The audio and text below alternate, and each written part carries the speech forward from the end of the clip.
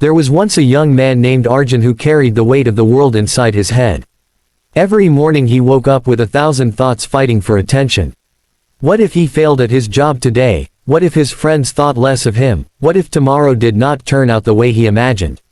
His mind was a cluttered room, filled with echoes of yesterday and shadows of tomorrow, and because of that he struggled to truly live in the moment. He tried reading books about success, practicing discipline, even setting strict routines, but no matter what he did his mind felt heavy, like a river carrying debris after a storm. One day, tired of his restless thoughts, he walked into a small temple at the edge of his village. The temple was old, its walls cracked but its air strangely peaceful. There sat an old monk, his face lined with years but his eyes clear as still water. Arjun bowed respectfully and asked, "Master, I have read so many books, followed so many methods, but my mind is never at peace. It keeps speaking when I want silence. How do I silence it?" The monk looked at him, smiled gently, and poured tea into a small cup.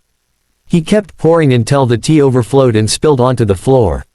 Startled, Arjun exclaimed, "Master, the cup is already full, why are you still pouring?" The monk set the teapot down and said, "Just like this cup, your mind is too full.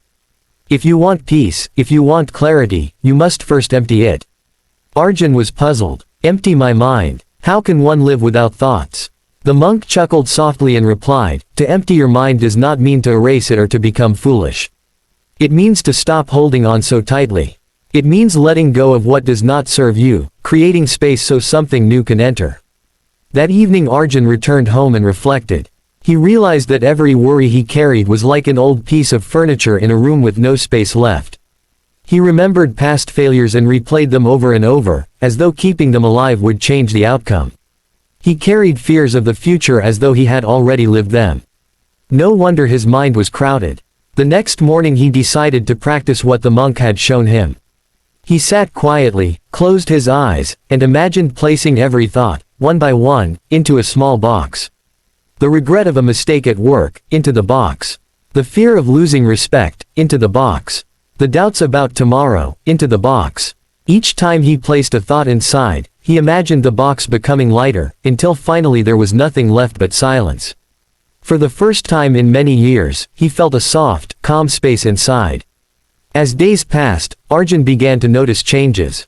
At work, instead of being distracted by imagined failures, he was present, focused only on the task in front of him.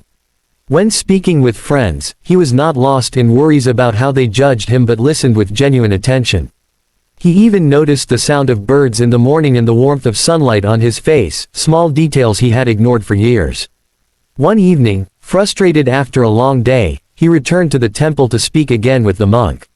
He said, "Master, I tried to empty my mind, but it keeps filling up again. Every day new thoughts come, new worries appear." The monk laughed gently, as though amused by a child's question. "Of course," he said, "the mind is like a river, it will never stop flowing. Emptying your mind is not something you do once. It is a way of living. Each day, you must let the water pass, not dam it up. Do not fight your thoughts, simply release them." Arjun listened carefully. He realized then that peace was not about controlling every thought but about letting them rise and fall without clinging. He practiced this day after day, until even when problems arose, he no longer drowned in them. He dealt with them calmly, like a man standing on the shore watching the waves, instead of one dragged beneath them. Months later, his friends noticed the difference in him. "You seem lighter," they said, "more alive." He smiled and replied, "I am learning to empty my mind." They did not fully understand, but they felt the peace radiating from him. One afternoon, as he walked by a river, he saw his own reflection in the water. For the first time he noticed how still the water was when the wind was calm. He thought of his own mind and realized that stillness was already there, waiting, whenever he let go. The river never clung to leaves that fell on it, it simply carried them away. He whispered to himself, "That is how I must live." Years passed, and Arjun became a teacher to many who came seeking guidance. People asked him, "What is the secret of your peace?" He always told them the same thing the monk had once shown him. Empty your mind. They often looked confused, just as he had, but he would pour tea into a cup, letting it spill over, and smile knowingly. He explained, "We carry too much inside us, old wounds, fears of tomorrow, endless noise. When the cup is full, nothing new can enter. But when you empty it, life itself fills you with clarity, creativity, and joy. When you empty your mind, you do not lose anything important, you only lose the chains that held you back. Arjun's story spread far and wide, and people came to learn from him. But he always told them, "Do not admire me, do not worship me. This peace is not mine alone. It belongs to anyone willing to let go. It begins the moment you stop clutching at your thoughts and allow space for silence." And so the lesson lived on, carried by all who heard it. The message was simple yet powerful. A full mind cannot see clearly, but an empty mind reflects truth like still water reflects the sky.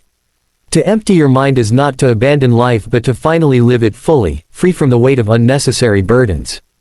In time, Arjun often sat by the river at sunset, watching the water flow endlessly. He no longer sought answers in the noise of his thoughts. He knew now that clarity was never hidden somewhere far away. It was always within him, waiting to appear the moment he allowed space. The world was the same, yet it felt new, bright, and alive because he had emptied his mind. And in that emptiness, he found everything he had ever been searching for.